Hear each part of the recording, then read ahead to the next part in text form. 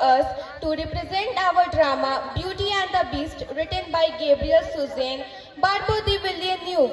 Gabriel Suzanne Barbeau de Villeneuve, the little known author of Beauty and the Beast, was a successful novelist, fairy tale writer in 18th mid-century France.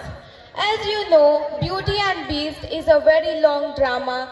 Being a narrator in this drama, I am explaining this drama to you so that you can also know the story. Once upon a time, as a merchant set off for market, he asked each of his three daughters what she would like as a present on his return. Daughter, daughter, where are you? Yes, Daughter, what do you want? Dad, I want a brocade dress. Okay, daughter. And where is my second princess?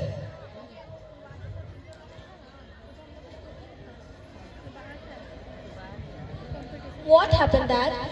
Daughter, what do you want? I want a pearl necklace. Okay, daughter. And where is my third princess? Yes, Dad. Daughter, what do you want? Dad, all I'd like is a rose specially picked for me. Okay, daughters, I will bring all of your needs. When the merchant had finished his business, he set off for home.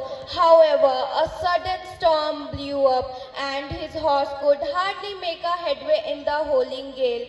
Cold and weary, the merchant had lost all hope of reaching an inn when he suddenly noticed a bright light shining in the middle of wood. As he drew near, he saw that it was a castle bathed in light. I hope I will find a shelter there for the night. Hello, hello, I need help. Is anyone home? Oh, I am starving. I will sit down and eat this delicious meal.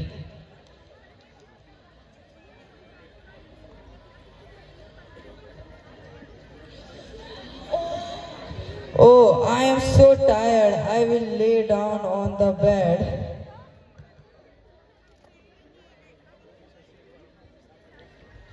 Who might have done this? It looks delicious.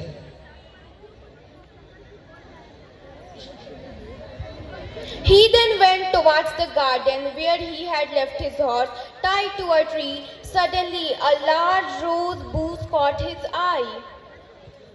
Those roses are so beautiful. They remind of my daughter Beauty. I will pick one for her. You ungrateful man! Who are you? I am the owner of this castle. I gave you shelter. You ate at my table and slept on my own bed. But now, all the thanks I get is theft of my favorite flower. I shall put you to the death for this lie. Forgive me, please don't kill me. I will do anything you say. Those roses was not for me. Those roses for my daughter Beauty. I will bring her back from my journey. I shall spare your life, but on one condition that bring me your daughter. Okay. I promise I will do it.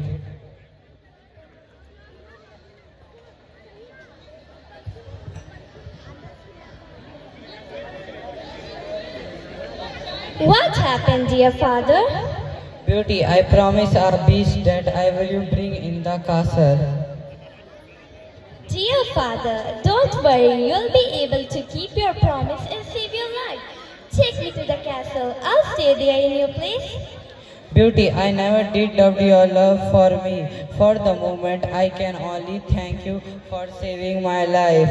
I will miss you and I am proud of my daughter. Then she found that in spite of the monster's awful head, her horror of it was gradually fading as time went by. She had one of the finest rooms in the castle and sat for hours embroidering in front of the fire, and the beast to sit for hours on end, only a short distance away, silently gazing at her.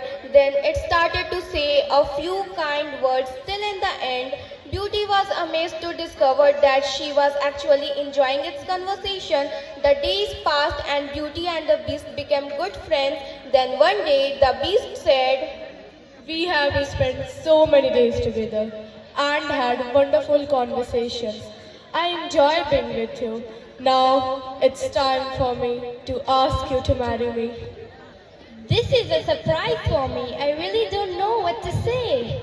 But Beauty didn't want to marry such an ugly monster. She would rather die, but she didn't want to hurt the feelings of one who after all had been kind to her. And she remembered too that she owed it her own life as well as her father's. I really can't say yes, but I'd so much like to. I quite understand, and I am not offended by your refusal. Life went on as usual and nothing further was said. One day the beast presented Beauty with a magnificent magic mirror. I have a magical mirror for you. Thank you for this present. When I look in the mirror, I can see my family far away. Oh, you wouldn't feel lonely now? What's wrong? My father is gravely ill and close to dying. Oh, how I wish I could see him again before it's too late. No, you will never leave this castle. Please let me go. If you swear that you will return here in 7 days' time, I will let you go and visit your father. I swear I will. How kind you are. You have made a loving daughter so happy.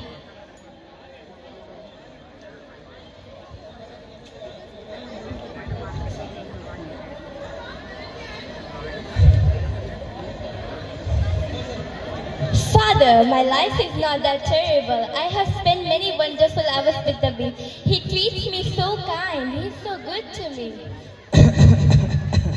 Beauty, you make me feel much better now. I felt so guilty for what I did to you, living in the castle with the horrible beast.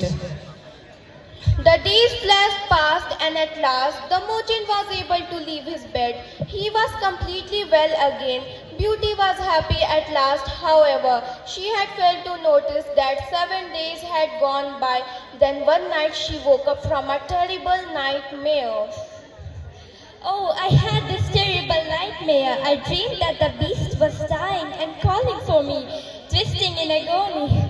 I have to go now. Oh, come back to me. Don't die, I'll marry you. At these words, a miracle took place. The beast's ugly snort turned magically into the face of a handsome young man. How I have been longing for this moment. I was suffering in silence and couldn't tell my faithful secret. And evil, which turned me into a monster, and only the love of a maiden Willie, who accepted me as I was, could transform me back into my real self. My dearest, I will be so happy if you will marry me. Yes, I will. The wedding took place shortly after, and from that day the young prince would have nothing but have roses in his garden, and that's why to this day the castle is known as the Castle of Roses.